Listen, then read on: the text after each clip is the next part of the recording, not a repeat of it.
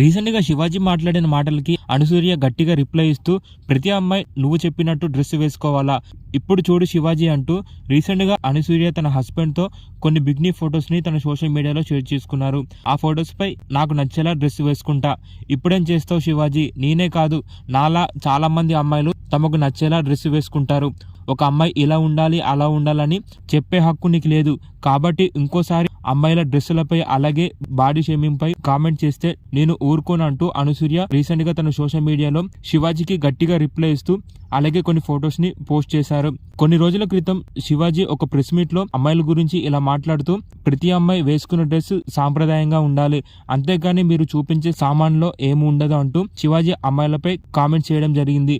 అయితే ఆ వీడియో కాస్త సోషల్ మీడియాలో చాలా వైరల్ అవ్వడంతో చాలా మంది సెలబ్రిటీ శివాజీపై ఫైర్ అవుతూ రియాక్ట్ కూడా అయ్యారు. ముఖ్యంగా అనసూయ తన సోషల్ మీడియాలో శివాజీని తిడుతూ ఒక వీడియోని షేర్ చేసుకున్నారు. ఆ వీడియోలో మీకు కొంచెమైనా బుద్ధుందా శివాజీ, అమ్మాయిలపై అలా ఎలా కామెంట్ చేస్తారు, ఒక అమ్మాయి బాడీ షేమింగ్ పై ఎలా కామెంట్ చేస్తారు, అలాగే ఒక అమ్మాయి తనకు నచ్చేలా డ్రెస్ వేసుకునే రైట్స్ కూడా లేదా అంటూ శివాజీపై ఫైర్ అవుతూ అలాగే గట్టిగా వార్నింగ్ ఇచ్చింది అనసూయ.